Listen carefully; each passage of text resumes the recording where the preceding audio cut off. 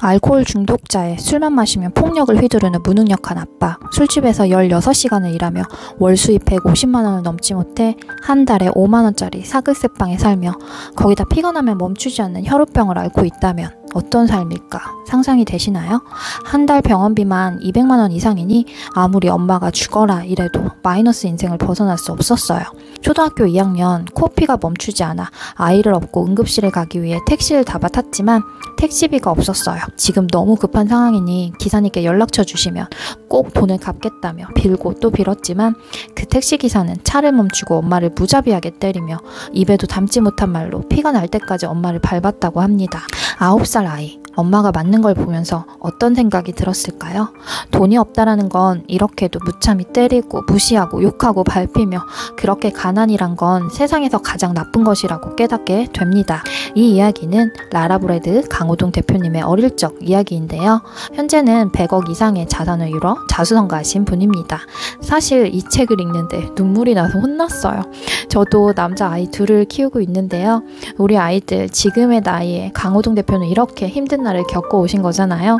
상상할 수 없을 만큼 아픈 날과 가난 그리고 고통을 견디며 살아오셨다라는 게 너무나도 가슴이 아프고 미어지더라고요. 원래 힘든 일을 겪을 땐 세상에서 내가 제일 불행하고 나만 힘든 것 같잖아요. 그런데 이 책을 읽으면서 나라면 과연 어땠을까 라고 생각해 보니까 내가 여태껏 겪었던 나 스스로 힘듦이라고 표현했던 일들이 아무 일도 아닌 것처럼 느껴지더라고요. 지금부터는 강호동 대표가 가난 속에서 지금의 100억 이상 자산을 이루기까지의 과정을 조금은 압축해서 이 영상에 담아보도록 할게요. 짧은 영상에서 모든 이야기를 다룰 수 없기 때문에 이 강호동 대표의 이렇게만 하면 장사는 저절로 됩니다를 한번 읽어보시기를 추천해 드릴게요. 이 책의 카테고리는 경제경영서로 분류가 되어 있는데요. 사실상 자기계발서의 색깔도 강하기 때문에 저자의 지혜와 철학을 이 책에서 얻어가셨으면 좋겠습니다. 이 책의 프롤로그에서 발견한 강력한 한 줄이 있어요. 책은 활자를 읽는 게 아니라 저자의 생각을 읽는 것이다. 저자의 삶의 내공을 생생하게 느껴보시길 바랄게요. 이 영상이 기대되신다면 구독과 좋아요 부탁드립니다. 시작할게요. 고등학교 2학년 우연히 헌책방에 들려 처음 꺼내든 책이 헬렌 켈러 전기였다라고 해요. 그동안 무능력한 부모를 원망하고 가난을 탓하고 모든 것을 탓하면서 살아왔지만 자신보다 악조건 속에서도 사람들에게 도움을 준 헬렌 켈러 이야기를 읽고선 다른 세상을 살겠다 다짐을 했어요. 내 인생에선 도저히 희망이 없었을 것 같았지만 무언가 나도 할 수 있겠다라는 한 줄의 빛이 보인 거죠. 학교를 중퇴한 후 수중에 있는 전 재산 5만 원을 가지고 서울행을 결심했습니다. 더 이상 가난하게 살고 싶지 않아서 이렇게 찌질하게 살고 싶지 않아서 다른 삶을 살고 싶어 무작정 기차표를 살 수 있는 돈만 가지고 서울로 갔습니다. 당시 미성년자였기 때문에 일자리를 구하기 힘들었다라고 해요. 서울역에서 노숙을 하면서 숙식을 하며 일할 수 있는 곳을 찾았습니다. 처음 찾은 곳은 구두방, 그때부터 레스토랑 서빙, 고깃집에서 불판 닦는 일, 나이트클럽 삐끼까지 닥치는 대로 일을 하며 8년 동안 1억 1천만 원을 모았습니다. 넉넉한 자본금이 아니지만 이젠 창업을 해도 될 것 같다라는 생각에 엄마가 계신 광주로 내려갔어요. 서울보단 광주에서 시작하는 것이 이점이 많을 거라고 생각했던 거예요. 유동인구가 많은 곳은 임대료가 비싸게 마련이죠. 그래서 골목, 후미진 곳에 있는 2층을 계약합니다. 전 재산을 바쳐 식당과 호프집을 결합한 레스토호프를 창업했어요. 어떤 점포를 시작하든 입지가 중요하잖아요. 사람이 별로 다니지 않는 작은 골목, 거기다 1층도 아닌 2층. 정말 특별한 곳이 아니면 사람들이 찾아오기 힘든 곳이라 역시나 장사가 잘 될 리가 없겠죠. 망연자실하며 후회만 하며 시간을 보낼 수가 없었어요. 8년간 여기저기서 일하며 배웠던 실전 경험을 통해서 발벗고 나섰습니다. 일단 전단지를 인쇄해 여러 사람들에게 나눠줬지만 이것도 실패. 문제가 있다면 답이 있겠죠? 지금의 문제점들을 하나씩 수정해 답을 찾기 시작했어요. 디테일이 생명이잖아요. 단순히 전단지만 나눠주는 것이 아니라 단정하게 앞치마를 입고 공손하게 인사를 하며 사람들에게 전단지를 나누어 주었어요. 매일 같은 공간에서 같은 복장에 같은 태도로 아주 친절한 모습을 보여주는 사람이 있다면 그곳이 어디든 어디일까 궁금하지 않을까요? 저라도 가볼 것 같아요. 드디어 진정성이 통했습니다. 호기심에 왔던 고객들이 친구들을 데리고 가족을 데리고 또 그렇게 방문한 사람들로 인해 매출이 3배 이상 껑충 뛰게 됩니다. 자, 이렇게 성공 가도로 쭉 갔더라면 얼마나 좋았을까요? 찢어지게 가난했던 사람이 가난을 탈피해 드디어 성공을 했지만 성공한 사장이라면 고급 승용차 하나쯤은 있어야 하니 그랜저 XG를 샀습니다. 매일 현금이 쌓이니 점포는 직원들에게 맡기고 흥청망청 돈을 쓰며 놀았어요. 초심을 잃은 거죠. 그 결과 호미진 작은 골목 2층에서 매출 3천만 원 이상 성공 가도를 달리고 있었던 이 성공한 사장은 더 이상 없었어요. 1년 6개월 만에 폭삭 망했습니다. 망한 이유가 뭘까요? 아무리 유능한 직원이 여럿 있더라도 사장이 자리를 비운다면 문제가 생기기 마련이에요. 직원들은 사장처럼 아주 디테일한 것까지 챙기기 쉽지 않아요. 강호동 대표님은 이렇게 이야기합니다. 사장은 결코 영업장을 비워서는 안 된다. 자식 돌보듯이 내 매장을 가꾸고 관리하며 서비스의 질을 균일하게 유지해야 한다. 사장 본인이 없어도 잘 돌아갈 수 있게끔 하려면 시스템을 갖추어야 하는데 그 시스템도 없이 영업장을 비웠으니 할 말이 없었다. 장사는 오너가 반드시 있어야 한다. 관리 부실로 인해 첫 창업이었던 호프집은 이렇게 무너졌습니다.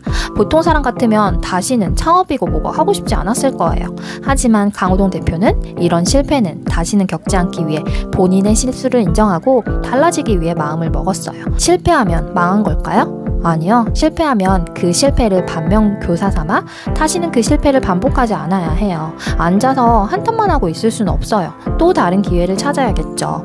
호미진 골목에 있는 2층 상권을 성공시킨 사장이었기 때문에 여기저기서 주변 사장님들의 부탁이 있었다고 해요. 바로 매출 끌어올리는 월급 사장으로 다시 시작하게 됩니다. 부탁한 곳마다 매출을 2배에서 3배, 4배까지 끌어올리고 골목 식당을 맛집으로 만들면서 다시 승승장구를 하기 시작한 거예요. 그럴 수 있었던 이유는 뭘까요? 나는 2번 생각하지 않는다. 결심하면 곧장 실행한다. 어떻게 하지 고민만 하고 있는 게 아니라 생각하고 바로 실행해 보는 거예요. 이게 좋은 것 같은데 라는 생각이 들면 재료를 사와 직접 만들어보고 홍보도 하고 스스로 발로 뛴 결과인 거죠. 월급 받고 일한다고 월급만큼만 일하는 게 아니라 정말 내 사업자처럼 생각하고 일했다. 그렇게 일해야 문제점이 보이고 개선할 점을 고민하게 되기 때문이다. 발전은 더 나은 방향을 고민하는 사람만이 획득할 수 있다. 내게 정해진 월급이 있다면 더 잘할 이유가 없죠. 내 자리에서 내가 할 일만 하고 월급만 받으면 되는 거예요. 하지만 발전이 없지 않을까요? 매일 같은 일을 하며 안주하며 살 수밖에 없을 거예요.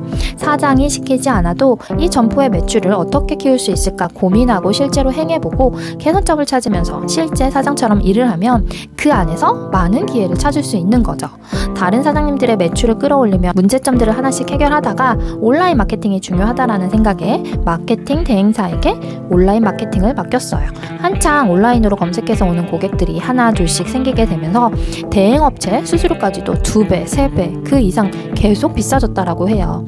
보통 다른 업체를 찾는다거나 아님 온라인 마케팅을 포기할 테지만 강호동 대표의 결단은 대단합니다. 직접 온라인 마케팅을 시작한 거예요. 저는 이것 또한 진짜 사장처럼 일을 하다 보니 다가온 하나의 기회였을 거라고 생각을 해요. 따박따박 들어오는 월급을 포기하고 온라인 대행사를 시작합니다. 영원에서 시작한 온라인 대행사는 짧은 시간 내에 성장해 직원도 늘어나고 사무실도 확장하게 돼요. 이 사업 또한 승승장구하다 또 다른 사업을 시작하게 됩니다. 강호동 대표님의 그릇은 얼마나 큰 걸까요? 안주하지 않고 새로운 도전을 끊임없이 했기 때문에 지금의 자산을 이룰 수 있었다라고 생각해요. 에그타르트로 아이템을 정한 후 여러 시도를 통해 타르타르라는 과일 타르트를 오픈하게 됩니다. 그때 당시 누구나 다 에그타르트는 한물 같다라고 했지만 또 한 번 성공하게 됩니다.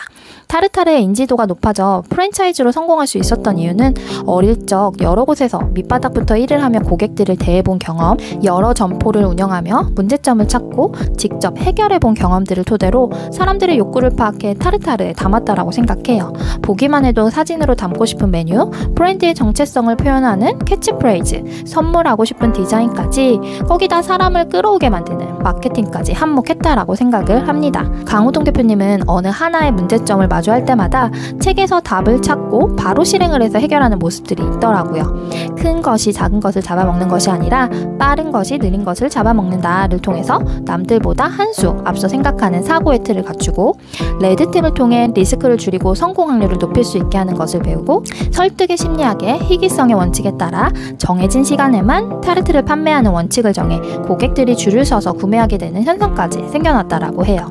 관점을 디자인하라 해서 고정관념의 틀을 깨고 새로운 시도를 하여 고객들의 작은 불편을 개선할 수 있었던 일까지, 책을 읽고 자신에게 필요한 문장을 찾아 현 문제점에 적용해 문제 해결과 함께 매출 증대까지 일으키신 거예요. 이 책의 일부 앞부분은 이런 글귀가 있습니다.